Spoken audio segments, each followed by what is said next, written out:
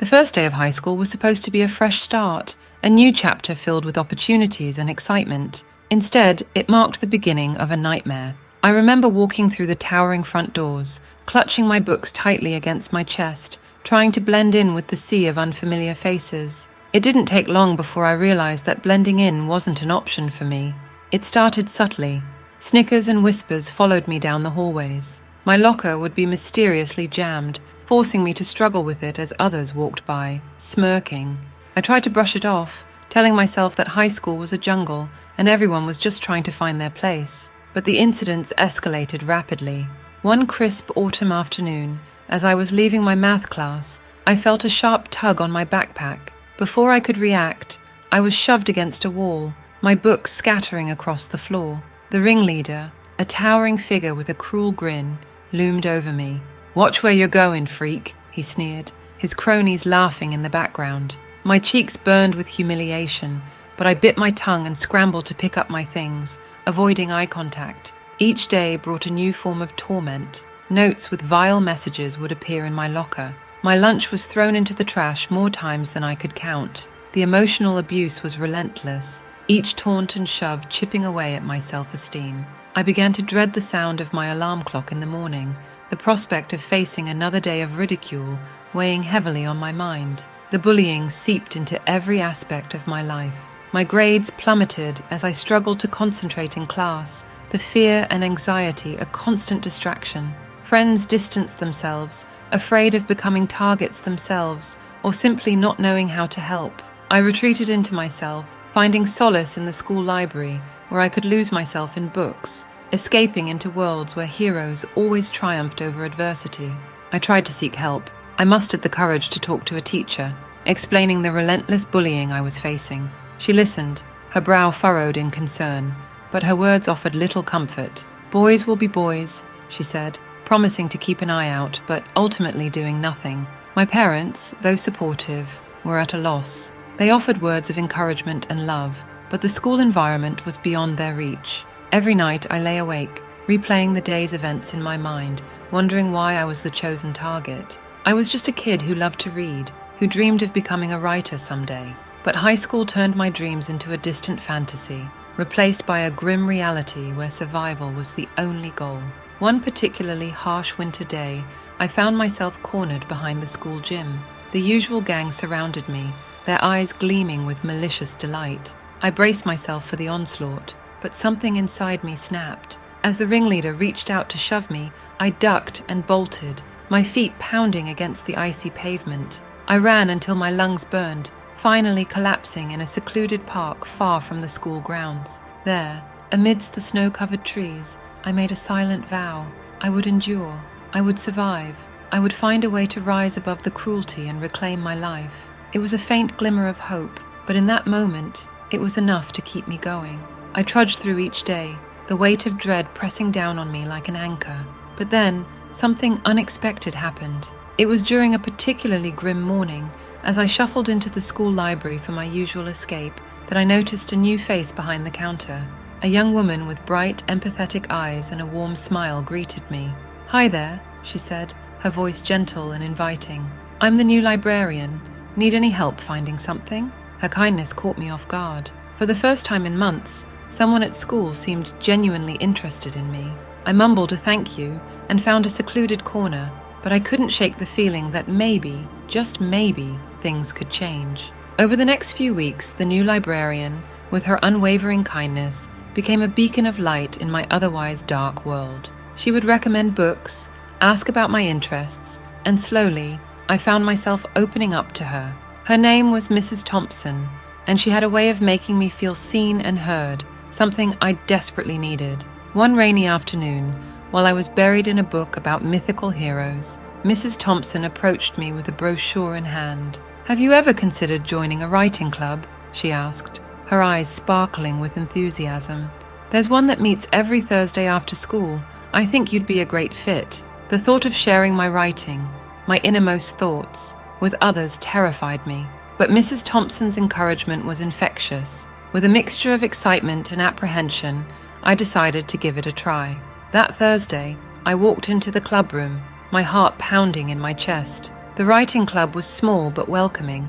A group of students, each with their own quirks and passions, gathered around a large table, sharing stories and ideas. For the first time, I felt a sense of belonging. The club became a sanctuary, a place where my voice mattered and my words could soar. As weeks turned into months, I found my confidence slowly building. Writing became not just an escape, but a tool for empowerment. Through my stories, I could confront my fears, process my pain, and imagine a world where I emerged victorious. I began to see my tormentors not as insurmountable forces, but as characters in a story I could rewrite. One day, during a particularly heated writing session, the topic of bullying came up. The club members shared their own experiences, each story unique but painfully familiar. It was in that moment that I realized I wasn't alone. The bullying I endured was a shared struggle, and together we could find strength and solidarity. With this newfound resilience, I decided it was time to confront my bullies. The opportunity came during a school assembly. As the principal droned on about the importance of community, I felt a surge of determination. I stood up, my heart racing, and walked to the front of the auditorium. "Excuse me," I said, my voice trembling but resolute. "I have something to say." The room fell silent, all eyes on me. I took a deep breath and began to speak, recounting my experiences of being bullied. I spoke of the pain, the isolation, and the fear, but also of the strength I found through writing and the support of the people who cared. The bullies, seated near the back, looked stunned. For once, they were the ones speechless. The students around me began to murmur, and then, to my astonishment, applause erupted. I wasn't alone. My voice had been heard, and it made a difference. That moment marked a turning point. The bullying didn't magically stop, but it lost its power over me. I had faced my fears and found a community that stood with me.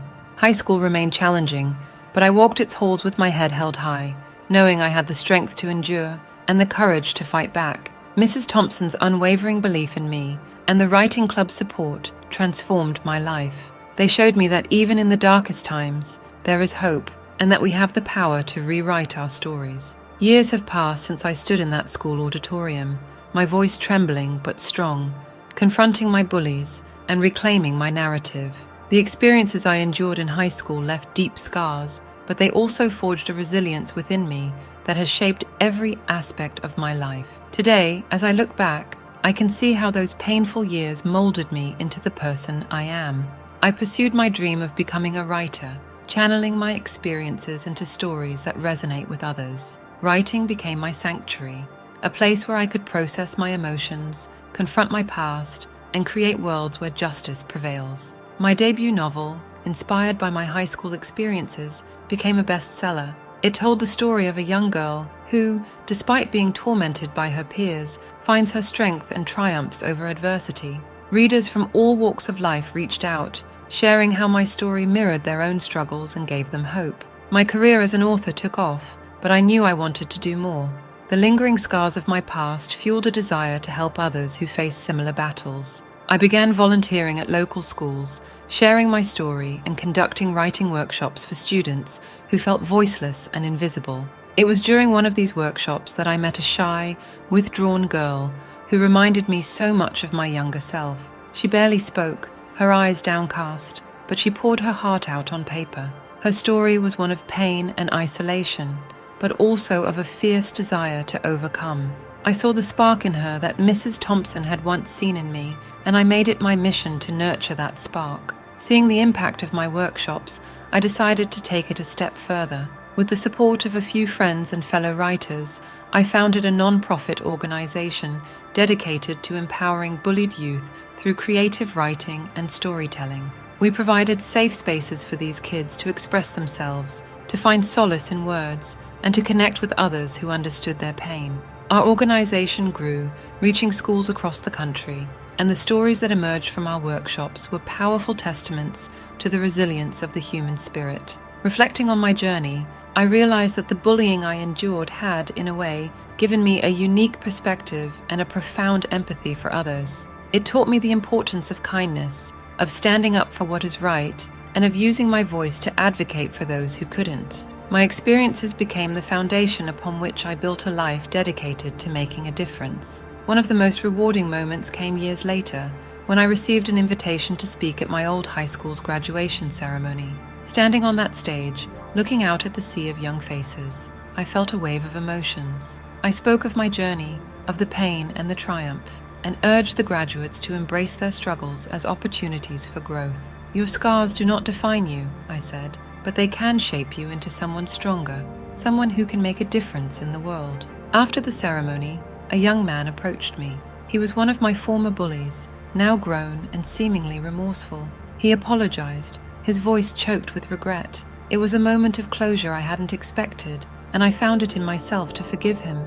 We talked for a while, and I realized that he too had faced his own demons, his own struggles that had driven his actions. It was a powerful reminder that everyone has a story, and sometimes those stories are filled with pain that we cannot see. As I move forward, I continue to write, to share my story, and to help others find their voices. The past is a part of me, but it no longer controls me. I've taken those painful experiences and turned them into a source of strength and inspiration. My life's mission is clear: to ensure that no one else has to endure what I did without support, and to show that even in the darkest times, there is hope, and there is the possibility of a brighter future. In the end, my journey is a testament to the power of resilience, the importance of empathy, and the transformative impact of finding and using one's voice. The bullying I endured shaped my life, but it did not break me. Instead, it made me who I am today, a survivor, an advocate, and a storyteller, dedicated to lighting the way for others.